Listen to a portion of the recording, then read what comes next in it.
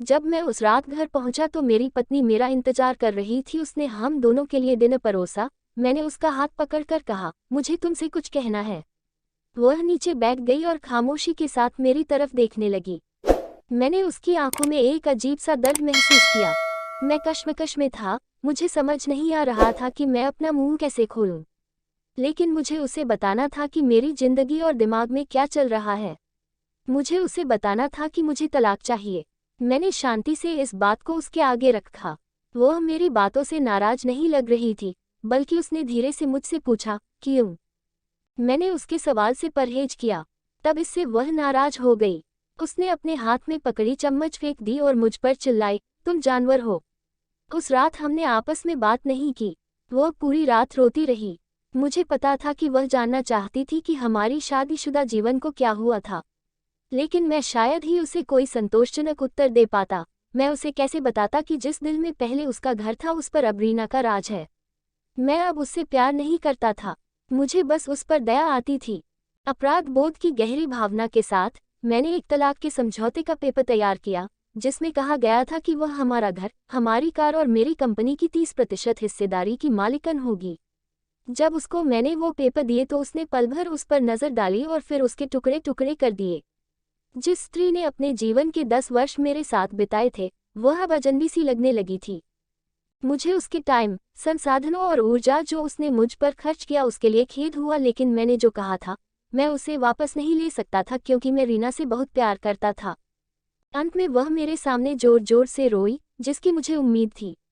मेरे लिए उसका रोना वास्तव में एक तरह की रिहाई जैसा था। तलाक का विचार जिसने मुझे कई हफ्तों से परेशान किया था, अब और मजबूत और स्पष्ट अपनी मंजिल को पाने को लग रहा था। अगले दिन मैं बहुत देर से घर वापस आया और देखा कि वह मेज पर कुछ लिख रही है। मैंने रात का खाना नहीं खाया और सीधे सोने चला गया और बहुत तेजी से सो गया, क्योंकि मैं रीना के साथ एक व्यस्त दिन के बाद थक गया था। जब मैं उठा तब भी वह टेबल पर लिख रही थी। मुझे परवाह नहीं थी, इसलिए मैं पलट गया और फिर से सो गया। सुबह उसने अपनी तलाक की शर्तें मुझे बताए। वह मुझसे कुछ नहीं चाहती थी, लेकिन तलाक से पहले उसे 1 महीने का नोटिस चाहिए था। उसने अनुरोध किया कि उसे 1 महीने में हम दोनों यथासंभव सामान्य जीवन जीने के लिए संघर्ष करें। इसके लिए उसके कारण सरल थे। हमारे बेटे की 1 महीने में परीक्षा थी और वह हमारी टूटी हुई शादी से उसे मेंटली डिस्टर्ब नहीं करना चाहती थी। ये तो मुझे भी मंजूर था, बेटा तो हम दोनों का था। लेकिन उसके पास एक और शर्त थी। उसने मुझे याद करने के लिए कहा कि कैसे मैं उसे अपनी शादी के दिन दुल्हन के कमरे में ले गया था। उसने रिक्वेस्ट किया कि इस 1 महीने तक मैं हर दिन उसे अपने बेडरूम से सामने के दरवाजे तक ले जाऊं। मुझे लगा कि वह पागल हो रही है, लेकिन हमारे साथ में बितने वाले अंतिम दिनों को सहन किया जा सके और कोई ड्रामा क्रिएट न हो, इसलिए मैंने उसका अजीब अनुरोध स्वीकार कर लिया। मैंने रीना को अपनी पत्नी की तलाक की शर्तों के बारे में बताया। वह जोर से हंसी और उसे लगा ये सच में पागलपन है।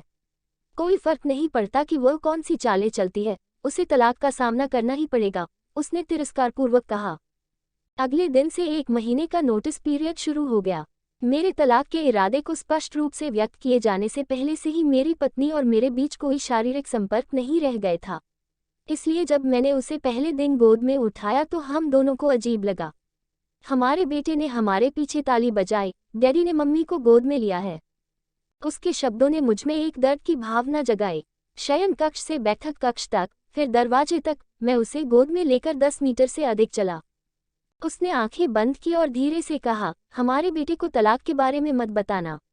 मैंने सिर हिलाया, कुछ परेशानी महसूस कर रहा था। मैंने उसे दरवाजे के बाहर नीचे उतार दिया। वह काम पर जाने के लिए बस की प्रतीक्षा करने लगी। मैं ऑफिस के लिए अकेला चला गया। दूसरे दिन हम दोनों ने काफी आसानी से एक्टिंग कर ली। वह मेरे सीने पर झुक गई। मैं उसके ब्लाउज की खुशबू सूंघ सकता था। मुझे एहसास हुआ कि मैंने इस महिला को लंबे समय से ध्यान से नहीं देखा था। मुझे एहसास हुआ अब वह जवान नहीं रही थी। उसके चेहरे पर कम सही लेकिन झुर्रियां आ गई थीं, उसके बाल सफ़ेद हो रहे थे। हमारी शादी से उस पर बुरा असर पड़ा है। 1 मिनट के लिए मैंने सोचा कि मैंने उसके साथ क्या कर दिया है। चौथे दिन जब मैंने उसे उठाया तो मुझे आत्मीयता की वापसी का आभास हुआ। अरे, ये वही महिला है जिसने मुझे अपनी जिंदगी के 10 अमूल्य साल दिए हैं। 5वें और छठे दिन मैंने महसूस किया कि हमारे बीच एक रूपता की भावना फिर से बढ़ रही है। मैंने रीना को इस बारे में नहीं बताया। जैसे जैसे दिन बीतते गए मेरे लिए उसे उठाना आसान होता गया। मैंने सोचा शायद प्रतिदिन की ये कसरत ने मुझे मजबूत बना दिया। एक सुबह वह सोच रही थी कि क्या पहने। उसने बहुत सारे कपड़े पहनने की कोशिश की, लेकिन उसे भी उपयुक्त पोशाक नहीं मिली। फिर उसने गहरी सांस ली। वो बोली, मेरे सभी कपड़े बड़े हो गए हैं। मुझे अचानक एहसास हुआ कि वह इतनी पतली हो गई है। मुझे अब समझ में आया कि यही असली वजह है जो मैं उसे इतनी आसानी से उठा पाता था। अचानक एक विचार ने मुझे अंदर से झकझोर दिया। उसने अपने दिल में कितना दर्द और कितना दुख दबा रखा होगा जिससे उसकी ऐसी हालत हो चली है। अवचेतना में कभी इस बारे में सोच ही नहीं सका। मैंने उसके सिर को छुआ। हमारा बेटा उसी समय अंदर आया और बोला, पापा, माँ को गोदी में उठाने का समय हो गया है। उसके लिए इस 1 महीने में अपने पिता को अपनी माँ को गोदी में उठाकर ले जाते देखना उसके जीवन का एक अनिवार्य हिस्सा बन गया था। मेरी पत्नी ने हमारे बेटे को करीब आने का इशारा किया और उसे कसकर गले लगा लिया। मैंने अपना मुंह फेर लिया क्योंकि मुझे डर था कि मैं इस अंतिम समय में अपना विचार ना बदल दूं। फिर मैंने उसे अपनी बाहों में पकड़ लिया, शयन कक्ष से चलते हुए, बैठक के कमरे से होते हुए दरवाजे तक। उसने सौम्यता और स्वाभाविक रूप से अपने हाथ मेरी गर्दन के चारों ओर रख दिए।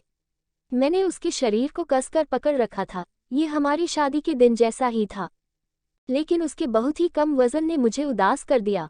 आखिरी दिन जब मैंने उसे अपनी बाहों में लिया तो मैं मुश्किल से एक कदम भी आगे बढ़ सका।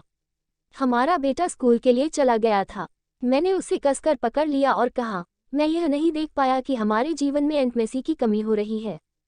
मैं ऑफिस चला गया, दरवाजा बंद किए बिना तेजी से कार के अंदर बैठ गया। मुझे डर था कि थोड़ी सी देरी से भी मेरा मन बदल जाएगा।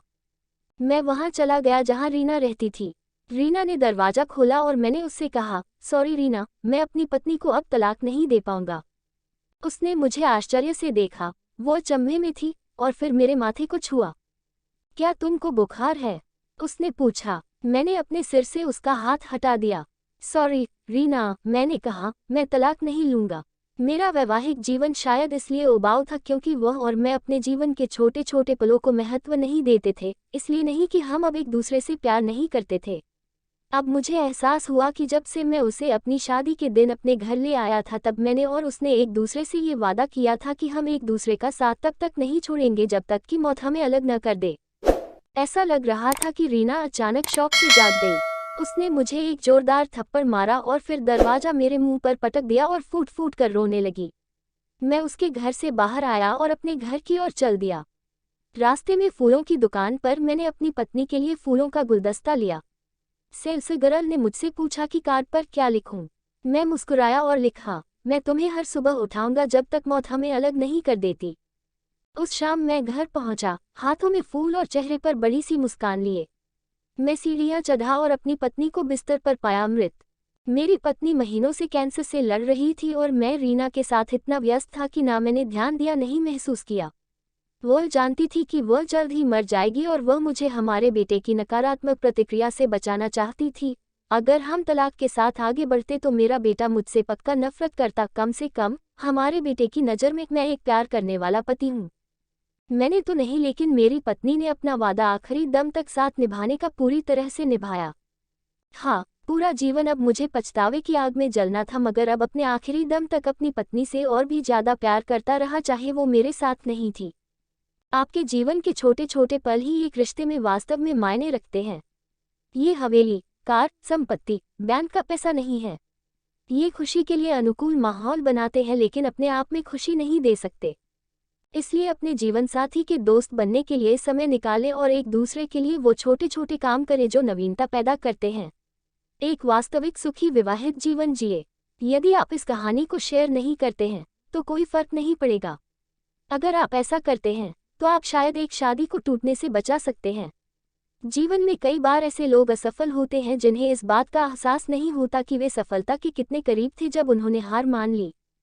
आपको कहानी कैसी लगी कमेंट बॉक्स में जरूर बताएं और कहानी को लाइक कीजिए और शेयर कीजिए और चैनल को सब्सक्राइब कीजिए।